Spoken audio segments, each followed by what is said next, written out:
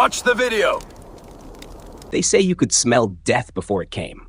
But in the Viking Age, that smell wasn't always death itself. Sometimes it was onions. Imagine a wounded Viking warrior, pale and trembling after battle, his stomach torn open by an enemy's blade. Around him, the air reeks of iron and salt. His brothers drag him to the healer's tent, not to save him, but to test him. The healer ladles out a thick, boiling onion broth. The man drinks, and then the room falls silent. They wait, not for the bleeding to stop, but for a smell to rise. If the healer bends down and catches the faint, sweet scent of onions seeping from the man's wound, it means something terrible. He's already dead. He just doesn't know it yet. Stay with me, because by the end of this video, you'll understand why the Vikings trusted a humble onion more than any god of war, and how this bizarre ritual blurred the line between medicine and prophecy. Before hospitals, before antiseptics, before anatomy textbooks, there was instinct. The Vikings lived in a world where medicine was half skill, half sorcery. Healers, called Lacknirs, had to work with what nature and superstition allowed. They had herbs for fever, moss for wounds, honey for infection. But when a sword split your belly, no amount of herbs could save you. The inside of the body was sacred and forbidden. Once it was torn open, death usually followed. Yet the Vikings were not fools. They observed, they learned, they noticed something strange. When a warrior's stomach was cut, sometimes his wound carried a stench that wasn't blood. It was rot, the mark of death creeping from within. But what if there was a way to see death coming?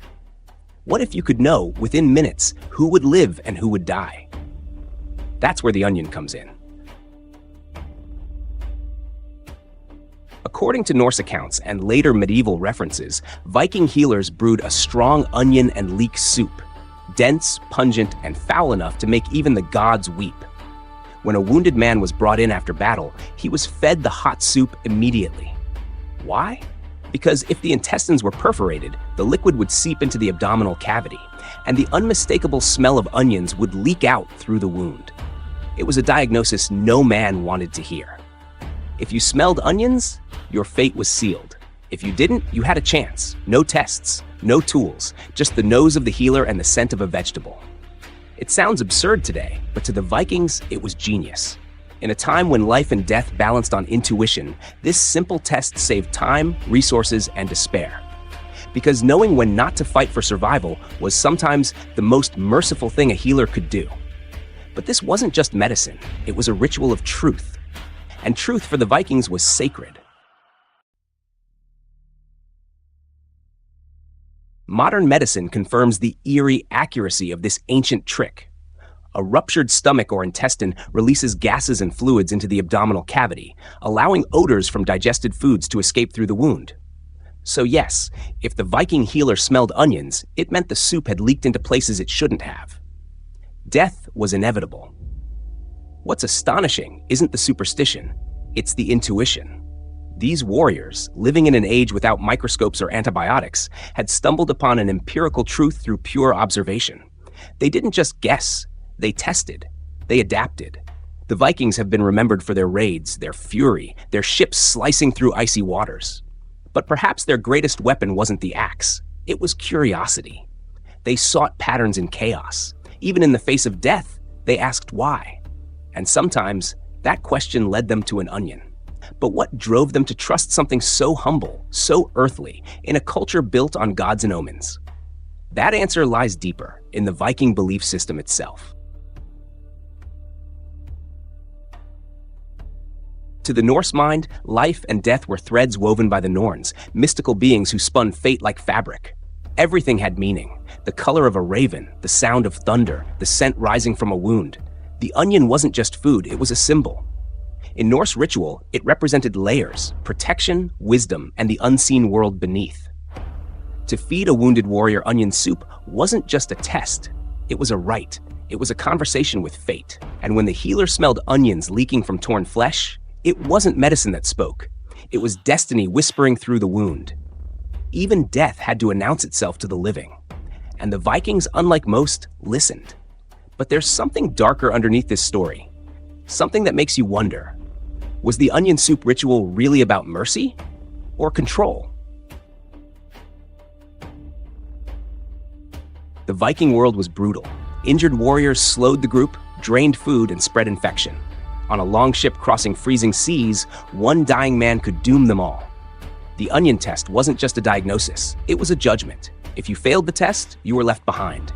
There were no goodbyes, no comfort, only a cold acceptance. To survive, the Vikings had to detach. Mercy wasn't about saving everyone, it was about saving the tribe. So imagine that healer again, leaning down, smelling onions where only blood should be. He doesn't flinch, he simply nods and walks away. The others understand. They don't ask questions. They take up their weapons and return to the sea. Because in that world, compassion had a cost. And speaking of survival, if you've made it this far into our story, you're clearly someone who sees meaning in the dark corners of history. Make sure to like this video, subscribe, and turn on the bell, so you never miss when we unearth the next secret history tried to bury. Now, let's go deeper. Because this obsession with onions didn't stop at death, it shaped how the Vikings viewed life itself. Viking life was hard. Cold winds, harsh seas, endless wars. But onions were one of their rare constants. Archaeologists have found traces of onions, leeks, and garlic in Viking settlements from Denmark to Iceland. They weren't just food, they were medicine, currency, and protection. Onions treated infections, soothed burns, and warded off evil spirits. The Viking believed in their healing power almost as much as they believed in Odin's wisdom. It's said mothers would hang dried onions above a baby's cradle to guard it from sickness and spirits. In their sagas, onions appear as offerings in rituals of both healing and farewell. So when a wounded man drank onion soup before death, it wasn't random, it was symbolic. The same plant that protected life was there to test its limits. But there's another layer to this mystery, one hidden not in the onion's scent, but in the healer's silence. Imagine being that Viking healer, the one everyone turned to in their darkest hour. You held lives in your hands, but no one thanked you. You carried no sword, yet the weight of every decision was heavier than steel. To feed a dying man soup, knowing what it meant, to hear him whisper hope and still walk away, that was a different kind of battle. In a society that worshipped warriors, the healer was both respected and feared. Their knowledge of life and death was unnatural, almost divine. They lived apart, half scientist, half shaman, feared by the ignorant, relied upon by the desperate. The smell of onions wasn't just a test, it was a curse. Because for the healer, it meant one more soul they couldn't save. But in that silence, something was born. The earliest spark of scientific thinking in the North. A seed planted by a people we often call savages, yet who understood more about the human body than history ever gave them credit for. Centuries later, scientists would name the condition the Vikings unknowingly diagnosed, peritonitis, a rupture of the stomach or intestines causing fatal infection. And the onion test? It was essentially a primitive diagnostic method for internal trauma. Crude, tragic, but eerily effective. When historians rediscovered this practice, they were stunned. It wasn't madness, it was observation. The Vikings had transformed survival into science without even realizing it. They turned suffering into data, pain into knowledge, and somehow that makes their world feel less barbaric and more human. Because what's more human than trying to find meaning in death?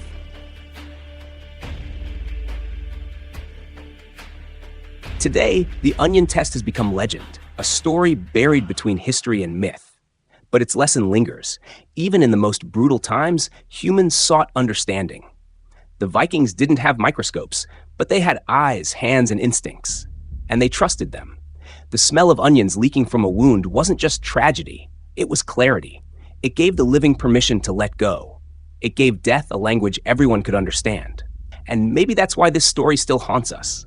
Because it's not just about onions, it's about how far people will go to make peace with mortality. So the next time you slice an onion and your eyes burn, remember the Vikings. Remember the men who faced death not with fear, but with curiosity, who turned a kitchen herb into a window to the soul. Because sometimes the line between superstition and science is thinner than a blade. And in that space, in the moment between hope and horror, humanity has always found its reflection. If you enjoyed this journey into the strange and forgotten corners of Viking history, like this video, subscribe, and turn on the notification bell, because the next story will take you even deeper into the shadows of the past. Watch the next video on your screen and see how another civilization turned death into discovery. Because history always whispers. You just have to listen.